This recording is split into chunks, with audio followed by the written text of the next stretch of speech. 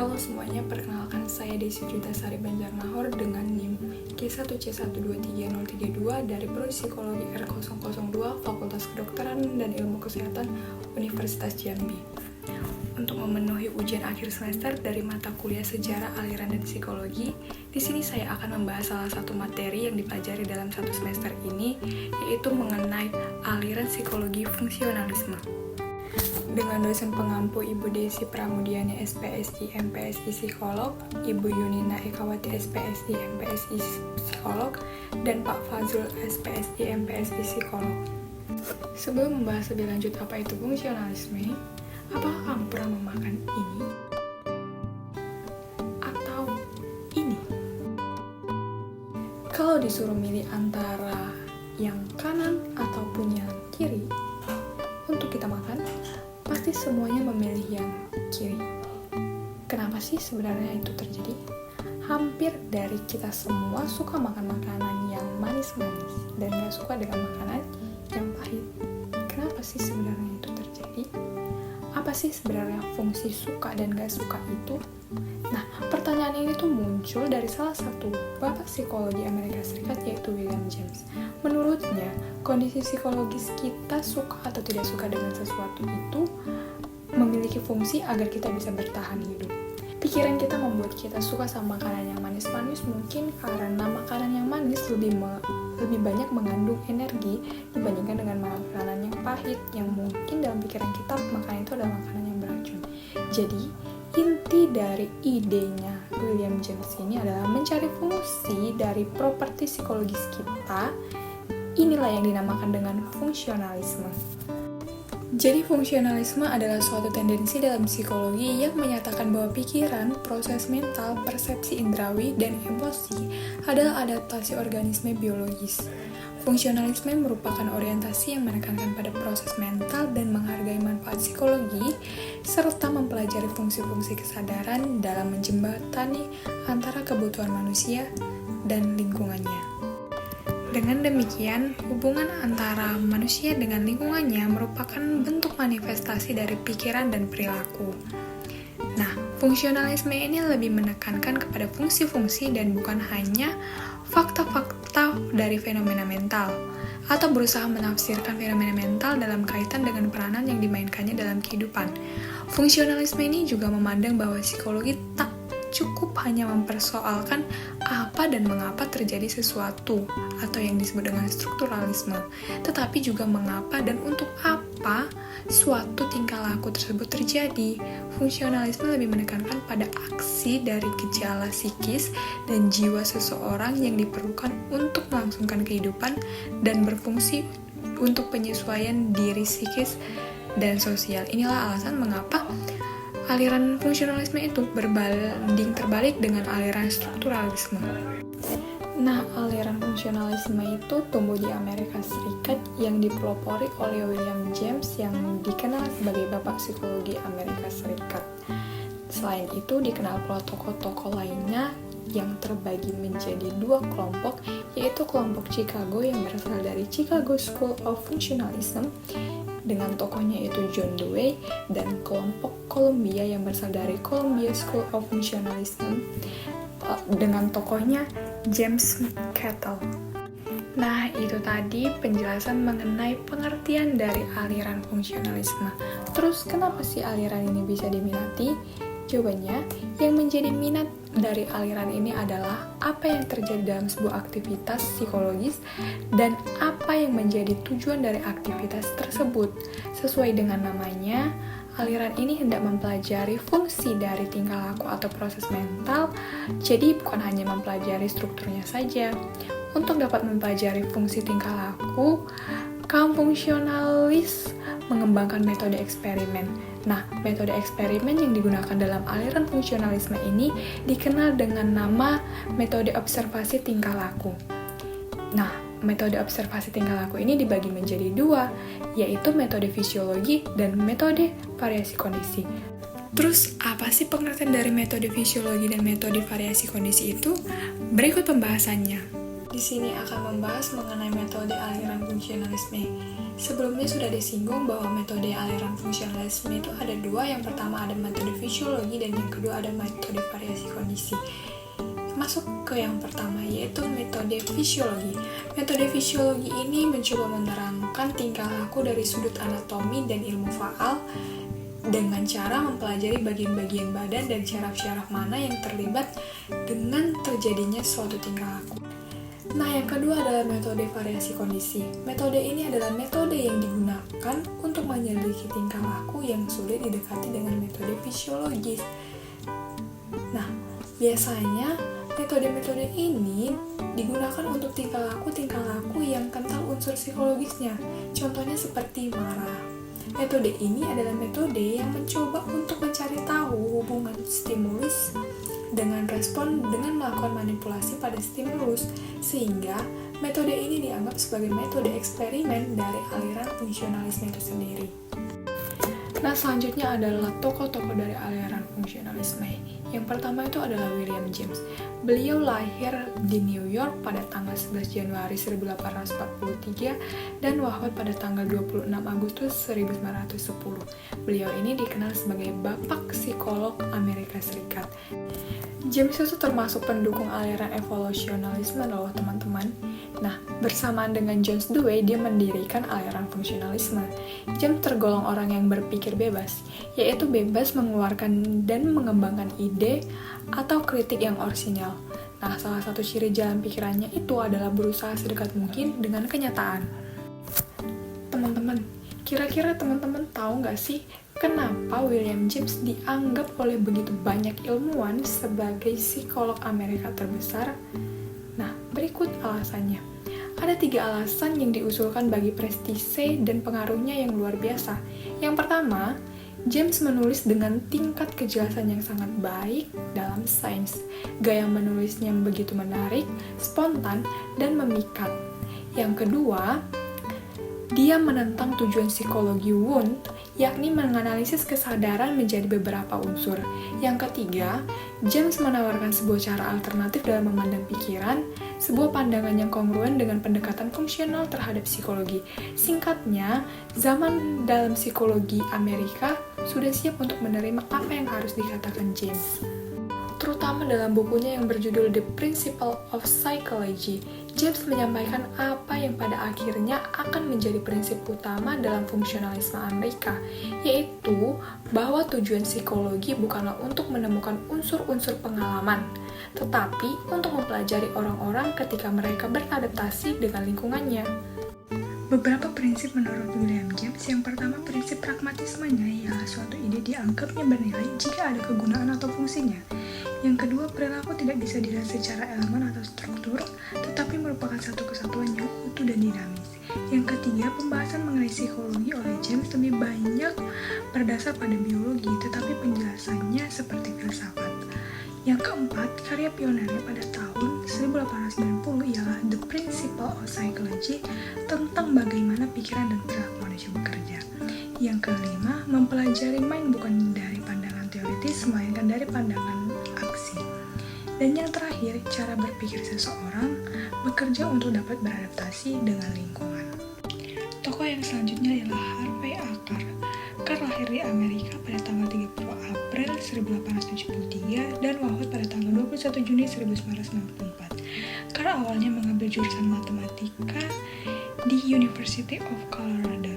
Karena menyukai profesor, Acker mengalihkan minatnya ke bidang psikologi. Namun, karena tidak ada laboratorium di Colorado, Acker dipindahkan ke University of Chicago. Kursus pertamanya adalah psikologi eksperimental yang diajarkan oleh asisten profesor muda yaitu James Rowland Angel. Di tahun kedua, Acker menjabat sebagai asisten laboratorium dan bekerja dengan John B. Watson. Di bawah Acker, fungsionalisme di Chicago mencapai puncaknya sebagai sistem yang formal. Acker menyatakan bahwa psikologi fungsional adalah psikologi Amerika. Dalam bukunya yaitu Psychology pada tahun 1925, Acker mempersembahkan fungsionalisme dalam bentuk sempurnanya, di mana terdapat 2 poin utama yang paling penting, yaitu yang pertama, Acker mendefinisikan pokok bahasan psikologi sebagai aktivitas mental, dan yang kedua, fungsi aktivitas mental adalah untuk memperoleh, memperkuatkan, mempertahankan, mengatur, dan mengevaluasi, serta menggunakan pengalaman ini untuk menentukan tindakan seseorang. Tokoh yang ketiga ialah Louis Leon Thurston. Beliau lahir di Chicago pada tanggal 29 Mei 1887 dan wafat di Chapel Hill pada tanggal 29 September 1955. Pada tahun 1914, ia mulai belajar psikologi di Chicago di Institut Teknologi Carnegie. Karena dasar pendidikannya yang berasal dari bidang teknik itu, maka Thurston menjadi tokoh dalam bidang psikometri. Dalam metode psikometrinya, ia terkenal dengan cara pendekatan analisa faktor. Dengan pendekatan analisa faktor ini, sampai pada kesimpulan bahwa dalam inteligensi tidak ada faktor umum atau general faktor, atau faktor G, melainkan hanya ada faktor-faktor khusus, yaitu spesifik faktor atau faktor S. Thurston mengungkapkan bahwa ada 7 spesifik faktor yang mendasar yang disebutnya sebagai primary mental abilities, yaitu yang pertama, pengertian verbal atau verbal comprehension, yang kedua, kemampuan angka-angka atau numerical ability, yang ketiga, penglihatan ke ruangan atau spatial visualization, yang keempat, kemampuan penginderaan atau perceptual ability, yang kelima, ingatan atau memori, yang keenam, penalaran atau reasoning, dan yang ketujuh adalah kelancaran kata-kata atau word fluency. Setelah mempelajari tokoh-tokoh dalam aliran fungsionalisme, materi yang berikutnya adalah pembagian aliran dalam fungsionalisme. Pembagiannya ada 2, yang pertama aliran fungsionalisme Chicago, dan yang kedua adalah aliran fungsionalisme Columbia. Masuk ke aliran fungsionalisme yang pertama, yaitu aliran fungsionalisme Chicago. Terdapat beberapa tokoh dalam aliran ini, salah satunya ialah John Dewey. Menurut Dewey, seluruh sistem mental harus dilihat sebagai suatu sistem yang terkoordinasi untuk bertahan hidup. Beliau juga mengemukakan pandangan filsafatnya mengenai manusia yang selalu berpikir tentang perubahan. Perenungan Dewey yang terkenal di dunia pendidikan ialah yang pertama, sekolah adalah proses hidup, bukan suatu persiapan untuk hidup yang akan datang. Yang kedua, pendidikan adalah metode fundamental dari kemajuan dan perubahan sosial. Yang ketiga, pendidikan adalah peraturan proses untuk sampai pada partisipasi dalam kesadaran sosial. Seluruh pendidikan dimulai dengan partisipasi individu dan kesadaran sosial dari ras manusia. Pada tahun 1886, ia menulis buku yang berjudul Psychology, dan dalam bukunya ini, beliau mengenalkan cara orang Amerika belajar psikologi, yaitu melalui cara pragmatisme. Yang kedua, sarjana-sarjana di Amerika kurang tertarik dengan pertanyaan apakah itu jiwa, tetapi lebih tertarik pada pertanyaan apakah kegunaan jiwa. Yang ketiga, John Dewey juga menganjurkan metode yang ia sebut dengan learning by doing atau belajar sambil melakukan.